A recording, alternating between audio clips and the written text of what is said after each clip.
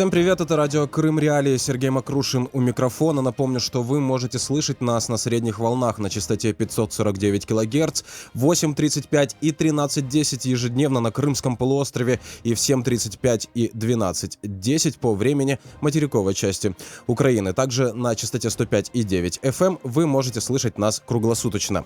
Во время прямого эфира крымчане могут бесплатно звонить в нашу студию по телефону 8 810 06 926. Жители материковой части Украины, звоните нам по номеру 044 490 2905.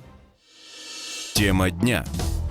Крым – это Украина. За эти слова крымский активист Сулейман Кадыров осужден подконтрольным Кремлю феодосийским судом. Почему для Кремля и подконтрольного ему судов так страшны эти слова? Как в Украине на материковой части отреагировали на приговор? Почему на аннексированном полуострове можно получить срок за собственное мнение? Об этом поговорим после сюжета, подготовленного моими коллегами. Крым в центре внимания.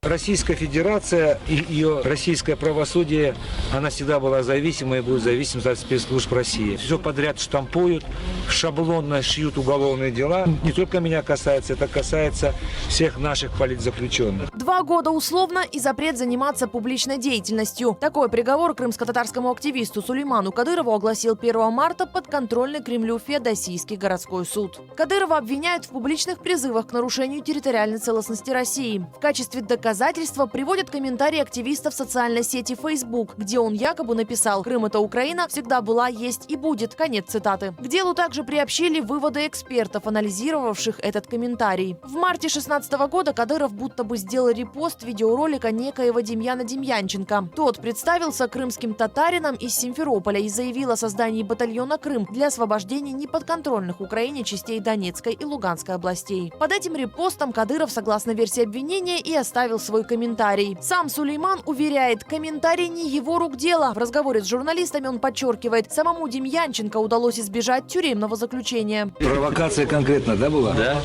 Сфабрикована. Еще самый интересный человек, который уже запостил это видео, снял видео, приговорили к 320 часам работ и не оправдали, отменили. Под амнистию попал? Попал под амнистию. И сняли судимость. А только за репост теперь вот это. А я сейчас за него отвечаю, как будто я его создавал. Ненормально вообще? Тут дебилизм. Уголовное дело в отношении Кадырова возбудили в октябре 2016 года. Ему вынесли подозрение в сепаратизме. За несколько дней до этого российские силовики пришли в его дом с обыском, в ходе которого изъяли ноутбук и телефон. А в апреле 17-го российская служба по финансовому мониторингу внесла его в перечень экстремистов и террористов. Кадыров убеждает, все предоставленные суду доказательства – это фейки. Он называет уголовное дело против себя провокацией спецслужб в ответ на свою проукраинскую позицию и правозащитную деятельность. В отношении видео я дал пояснение, что, возможно, оно где-то и проскользнуло, я потому что не помню, это было давно, но в отношении комментариев я никогда свое мнение, свою позицию в отношении, что Крым – это Украина, не скрывал, не собираюсь скрывать, но при этом мне этот комментарий, это не мой стиль написания этого комментария, и я указал суду, что, возможно, это была фабрикация со стороны сотрудников ФСБ.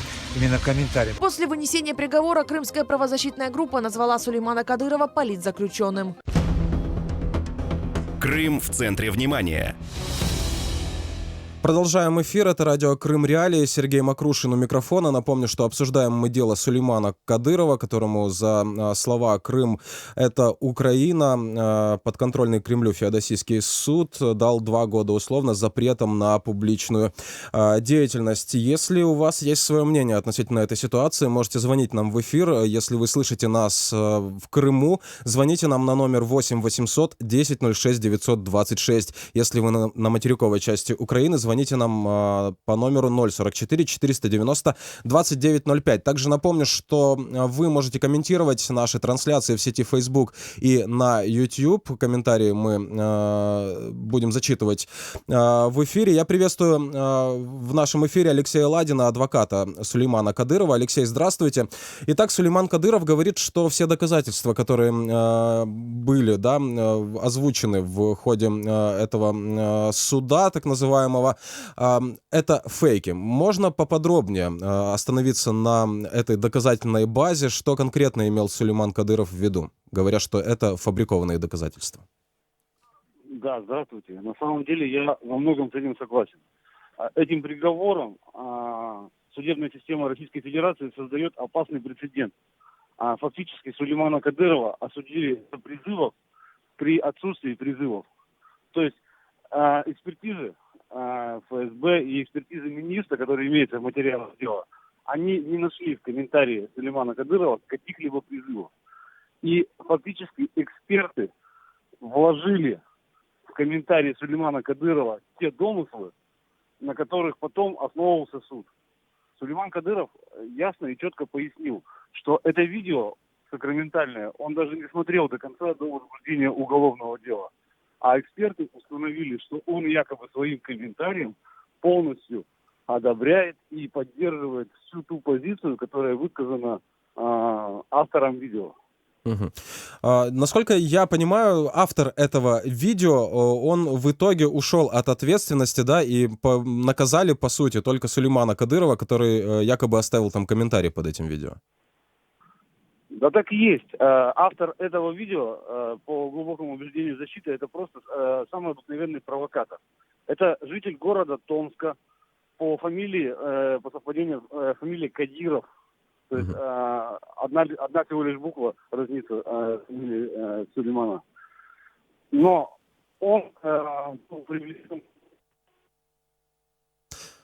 Что-то у нас со связью, если вы нас слышите. Нет, не слышите, попробуем мы еще раз связаться с Алексеем Ладиным. Напомню, номер студии 8 800 10 06 926. Звоните нам по этому номеру, если вы слышите нас на Крымском полуострове. Если вы находитесь на материковой части Украины, мы ждем ваших звонков по номеру 044 490 2905. Кроме того, напомню, что вы можете связаться с нашей редакцией. Мы присутствуем во всех самых популярных социальных сетях. Мы ведем прямые трансляции наших эфиров в сети Facebook и на YouTube. Там тоже можете оставлять ваши комментарии, мы их обязательно зачитаем. Давайте в продолжение эфира послушаем, что сказал Сулейман Кадыров во время заключительного слова в Феодосийском городском суде. Слушайте нас на средних волнах 549 АМ 8:35 и 13:10, а также на 105,9 FM круглосуточно. Продолжаем эфир. Давайте продолжим разговор с Алексеем Ладиным, адвокатом Сулеймана Кадырова. Алексей, итак, мы остановились на личности человека, который опубликовал вот видео, за комментарий под которым судили Сулеймана Кадырова. Вы говорите, что он откуда-то из России, да? Да, он из России, из города Томска. Представился в этом видео якобы, что он из города Симферополя, крымский татарин. Хотя, насколько я знаю и понимаю, он к крымским татарам никакого отношения не имеет. И по убеждению защиты цель этого видео была всего лишь сбор средств, то есть фактически мошенничество. И тем не менее, в особом порядке его осудили. Алло, слышите, да? Да. В особом порядке его осудили без рассмотрения доказательств, как он признал вину. Дали 300 часов исправительных работ и тут же амнистировали. То есть Сулейман Кадыров за комментарий под этим провокационным видео фактически понес гораздо большую ответственность, чем сам автор этого видео.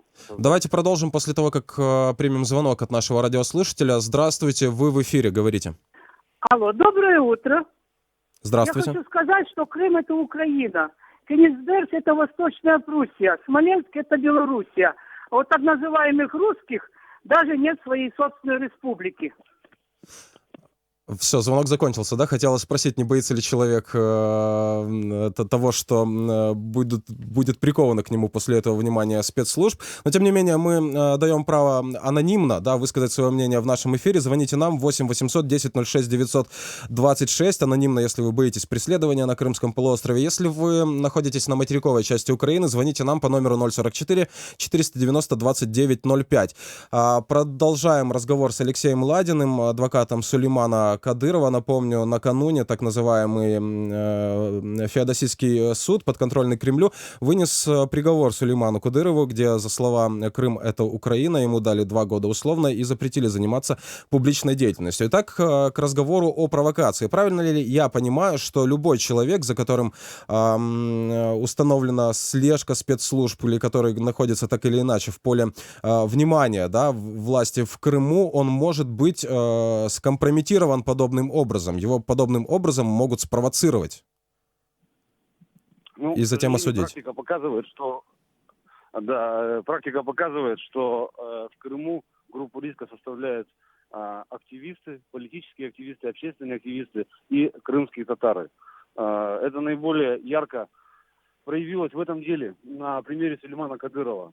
То есть по материалам дела следствие обнаружило это сакраментальное видео в марте. Спустя несколько месяцев оно зафиксировало комментарий якобы Сулеймана Кадырова. Никаких действий к пресечению распространения этого видео следствие ФСБ не предприняло. То есть фактически им выгодно фиксировать уголовные дела и привлекать активистов к уголовной ответственности, а не, так скажем, не заниматься профилактикой таких преступлений. Здесь интересует такой момент. Насколько я понимаю, все события, да, по мотивам которых и было сфабриковано, да, по утверждению Сулеймана Кадырова, это дело, все эти события происходили на просторах сети Facebook, и, насколько я знаю, Facebook не выдает информацию российским правоохранительным органам, в отличие от сети ВКонтакте. Исходя из того, что вы видели в материалах дела, была ли установлена связь, вот страница, да, с которой, по мнению следствия, был оставлен комментарий, с личностью Сулеймана Кадырова? Безусловно, прямой и однозначной связи установлено не было. В ходе судебного заседания Сулейман Кадыров пояснил, что он допускает возможность, что он мог поделиться в Фейсбуке этим видео. Он допускает возможность, что он мог написать комментарий, но однозначно он об этом сказать не может, потому что это не было каким-то ярким и значимым событием в его жизни. Тем более, хочу пояснить для слушателей, комментарий выглядел весьма дико. Фактически он выглядел, знаете, как явка с повинной. Я, Сулейман Кадыров, поддерживаю, одобряю и так далее и тому подобное. То есть ни один более-менее вменяемый человек со своего аккаунта не будет дополнительно представляться, потому что и так ясно, кто это пишет. Давайте примем... Именно поэтому у защиты возникло такое стойкое ощущение, что это была провокация. Давайте примем еще один звонок от радиослушателя. Возможно, есть вопросы к вам. Здравствуйте, вы в эфире, говорите. Здравствуйте, это из Крыма. Алло. Да, очень приятно, говорите. Значит, да, это звонок из Крыма. Значит, я вчера пытался дозвониться вам минут 10 по поводу яркого выступления Порошенко, но мне не дали слова. Насчет Кадырова. Даже в нашем сельском районе, вот я слышал не раз, что Крым – это Украина. Что Крым – это Украина. Однако никто их не осудил, не задержал и не осудил. Значит, по поводу Кадырова тут совсем что-то другое, почему его осудили. Угу. Теперь дальше. Слышите меня, да? Да-да, слушаем вас внимательно. Алло. Теперь дальше. Значит, и Кадыров якобы заявляет, что Крым всегда был, есть и будет. Значит, Крым 250 лет после указа Екатерины был российским. И всегда стремился в Россию. И как бы сколько Кадыров, там и десятки, сотни человек не говорили, значит, сахар, сахар, сахар или мед во рту слаще не станет. Так что Крым никогда не вернется. У нас не историческая программа. Я вас прошу позвонить с этими сентенциями, когда мы будем обсуждать историю Крымского полуострова. Ну вот, да, интересен ваш комментарий о том, что много людей говорят в Крыму, что Крым — это Украина, но их не преследуют. Давайте передадим, наверное, слово Алексею Ладину, адвокату Сулеймана Кадырова. Алексей, можете ли вы как-то прокомментировать это высказывание? Да, конечно, могу. Прежде всего хочу сказать, что осуществляя защиту в рамках политически мотивированных уголовных дел, я как адвокат никогда сам не высказываю какую-либо свою политическую позицию. И хочу обратить внимание всех радиослушателей на то, что в Конституции Российской Федерации, то есть в основном законе Российской Федерации, закреплено одно из фундаментальных прав – это свобода слова. То есть каждый человек волен высказывать свое мнение в том виде, в котором он может и хочет это сделать, если это мнение не является каким-либо противоправным. То есть у нас есть вот эта сакраментальная статья «Призывы к нарушению территориальной целостности». Но Сулейман Кадыров никого не призывал. И, как это ни странно, я отчасти хочу согласиться со слушателем, что здесь что-то другое. Суд в приговоре признал Кадырова виновным и назначил ему наказание в 2 года лишения свободы с испытательным сроком на 2 года. Но имеется еще и дополнительное наказание. А дополнительное наказание звучит следующим образом. Запрет заниматься публичной деятельностью в телекоммуникационных сетях, в том числе сети интернет. Так вот, по моему мнению, вот это дополнительное наказание и является той самой целью, для которого было создано уголовное дело, и в связи с чем Сулеймана Кадырова осудили. То есть он, будучи одним из лидеров крымско-татарской диаспоры, Феодосии, общественным активистом, он высказывал свое мнение и, так скажем, вел за собой людей. И именно это и не понравилось властям, правоохранительным органам. Именно поэтому, на мой взгляд, и возникло это уголовное дело для того, чтобы, извините за просторечное выражение, заткнуть ему рот. Спасибо. Напоминаю, что это было мнение Алексея Ладина, адвоката Сулеймана Кадырова. Продолжаем эфир. Напомню, номер телефона 8 800 10 06 926. Если вы слышите нас в Крыму, звоните нам на этот номер. Я его повторю. 8 800 10 06 926. Звонки бесплатны. Жители материковой части Украины могут присоединиться к нашему разговору по номеру 044 490 2905. Итак, давайте, наконец, послушаем, что сказал Сулейман Кадыров во время своего заключительного слова в Феодосийском городском суде. Уважаемый суд, прежде всего я хочу заявить, что виновным себя не признаю и считаю, что в моих действиях нет ни состава, ни события преступления, предусмотренного статьей 280.1 Уголовного кодекса Российской Федерации. Я не совершал преступления. В Российской Федерации с каждым годом увеличивается социальная напряженность. Социальные гарантии ликвидируются, растет безработица, имущественное расслоение неимоверное. Однако вместо того, чтобы задуматься о причинах социальных волнений, любую критику, любую борьбу за свои права начинают говорить об экстремизме. Причины экономические. Чем хуже людям жить, тем более вероятно волнение и недовольство существующей властью. А чтобы подавлять недовольство, нужна политическая полиция. И вот под этот репрессинг попал и я. Это я аннексировал Крым. Это я запрещаю украинский и крымский язык. Это я преследую похищенных, незаконно бросавших в тюрьмы наших соотечественников по политическим мотивам. Это я пришел на восток Украины с оружием и 4-й год уничтожаю украинцев. Это я по российскому телеканалу каждый день разжигаю межнациональную рознь и призываю к войне. Это из-за меня, что ли, лишились многие семьи своих мужей, которые находятся в российских тюрьмах? Где же возмущенное общество, которое я оскорбил, нанес ему ущерб? Где те журналисты, оправдывающие мое уголовное дело в своих статьях? Где массовые иски от оскорбленных граждан? Где, в конце концов, в суде публика, которая осознала общественную опасность моего преступления и следит за тем, чтобы меня наказали по всей строгости закона? Я до этих пор не знал, что такое экстремизм, терроризм. Не было в Украине, не было в Крыму понятия такого слова экстремизм и терроризм. Оно пришло вот 4 года назад. Меня объявили экстремистом, крымских татар террористами и экстремистами за инакомыслие и просто за соблюдение религиозных обычаев. Я хочу закончить свое выступление словами Номана Челебиджихана. Государство вместо того, чтобы сделать своих граждан счастливыми, дать им свет, знания, притворять в жизнь их надежды и укреплять веру, обрушивает на них различные веды. Аннет Кенмен, Сосбергенмен, Милет и Чун Ольмеге. Я поклялся, я дал слово за народ свой умереть. У меня все. Итак, это были слова самого Сулеймана Кадырова. Напомню, что обсуждаем мы сегодня дело Сулеймана Кадырова. Накануне так называемый Феодосийский суд приговорил его к 2 годам условно с запретом заниматься публичной деятельностью. Я приветствую в нашем эфире Эскендера Бариева, члена Меджлиса крымско-татарского народа, председателя Комитета защиты прав крымско-татарского народа. Эскендер, здравствуйте.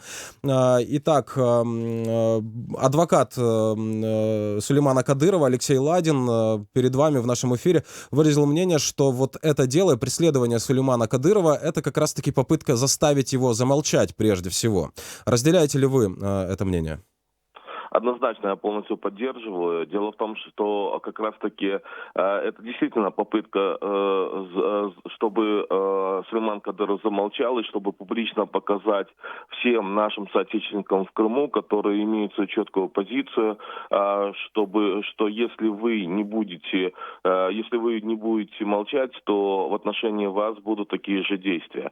Относительно Сулеймана Кадырова, на самом деле он сам юрист по образованию, он бывший оперативный работник в системе МВД Украины, офицер на пенсии. Он член Меджлиса, местного Меджлиса Феодосийского. И как раз-таки с Сулейманом Кадыровым мы начинали Комитет по защите прав крымско-татарского народа в Крыму. Он однозначно и четко стоял и стоит на своей позиции. То есть мы единомышленники. И его не просто преследуют там за какие-то там, скажем, религиозные взгляды или так далее. Его сегодня преследуют именно за его четкую позицию, которая четко была обозначена еще в 2014 году, что все те действия, которые совершила или совершает Российская Федерация на территории Крыма и в отношении украинского государства, они противозаконны, они нарушают международное право. И из последних слов в суде Сулеймана Кадырова мы все это услышали. То есть мы видим четкую позицию человека, который на протяжении уже 4 лет не отказывается от нее. Он действительно социально активный. И поэтому я думаю, что вот таким образом репрессивная машина оккупационной власти Российской Федерации делает все, чтобы запугать людей, делает все, чтобы те люди, которые на протяжении всего этого времени стоят на четкой своей позиции, чтобы они не могли разъяснять людям о тех злодеяниях, которые совершает Российская Федерация. Перед вами слушатель в нашем эфире сказал, что был оригинальный довольно-таки звонок, прежде всего тем, что он сказал, что много людей в селах и районах Крыма говорят о том, что Крым — это Украина, и их якобы не преследуют. В то же время мы уже были свидетелями подобных дел, да, когда за публичное высказывание о том, что Крым — это Украина, были преследования людей, в частности, да, Ильми Умерова историю мы внимательно отслеживали и о ней говорили. Почему для российской оккупационной власти так страшны слова о том, что Крым — это Украина? У нас буквально минута осталась. Дело в том, что Российская Федерация пытается продемонстрировать или оправдать свои преступные действия. Сегодня весь мир признает все-таки Крым частью Украины. Сегодня Украина не отказалась от Крыма. Нет каких-либо договоров между украинским государством и Российской Федерацией о передаче Крыма. Поэтому Российская Федерация реально понимает, что она совершает преступление.